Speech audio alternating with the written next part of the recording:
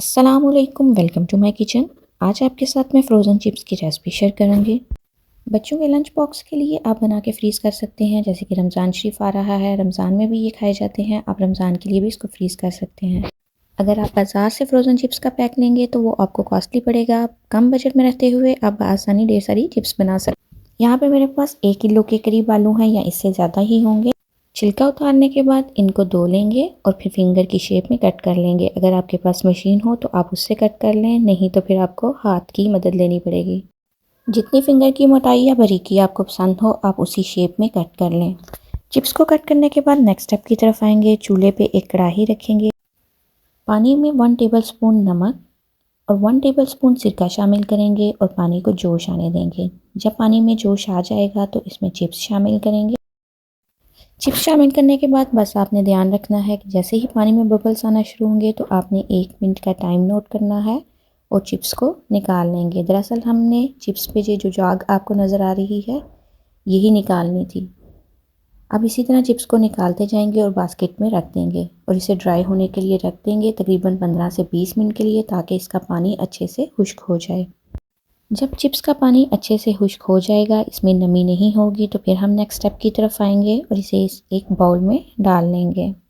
अगर आपके पास टाइम कम है तो आप इसे मलमल के कपड़े के ऊपर बिछा के खुश्क कर लें या किचन टॉवल से खुश्क कर लें।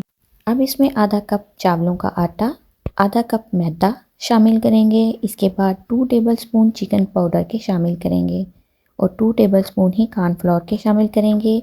अगर आपको लहसुन का टेस्ट पसंद है तो इसमें 1 टेबलस्पून आप लहसुन का पाउडर शामिल कर लें। फिर इसे अच्छे से मिक्स करेंगे ताकि तमाम मैदा, कॉर्नफ्लोर वगैरह इसके ऊपर अच्छे से लग जाए।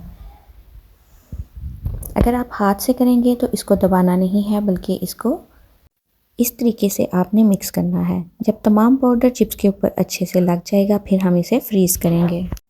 सिंपली आपने ज़िप बैग लेना है और उसमें चिप्स को डाल के आपने फ्रीज़ कर देना है। अगर आपने ज़्यादा मिकदार में चिप्स बनाए हैं तो आप जितना आपका एक टाइम में चिप्स का पैक यूज़ होगा आप उतना पैक बना के रख लें। अब ये जो आपके पास मैदा वगैरह बच गया है इसको आपने ज़ाया नहीं करना, बल्कि किसी भी एयर टाइट कंटेनर में डाल के इसको स्टोर कर लें और नेक्स्ट टाइम जब भी चिप्स बनाएं आप इसको शामिल कर लें। चिप्स को स्टोर करने के बाद जब आपका दिल चाहे निकाल लें और उसे 5 मिनट के लिए रूम टेम्परेचर पे आने दें। ऑयल को यहाँ पे मैंने गर्म करने के लिए रख दिया था। इस पे चिप्स ऐड करेंगे। चिप्स को फुल फ्लेम पे हम फ्राई करेंगे। क्रिस्पी चिप्स बनाने के लिए एक तो आपने फुल फ्लेम पे इसको फ्राई करना है, सेकंड आपने 5 मिनट तक चम्मच नहीं चलाना, यानी कि जब आप चिप्स को ऐड कर देंगे उसके 5 मिनट तक आपने चम्मच से बिल्कुल भी इसको हिलाना नहीं है। 5 मिनट के बाद हम इसको चम्मच से हिलाएंगे। आपको ये देखने में ही क्रिस्पी लग रहे होंगे। कलर आप अपनी मर्ज़ी से कम या ज़्यादा कर सकते हैं। अगर आपको ज़्यादा गोल्डन पसंद है तो आप ज़्यादा कर लें, अगर कम गोल्डन पसंद है तो कम कलर दे लें।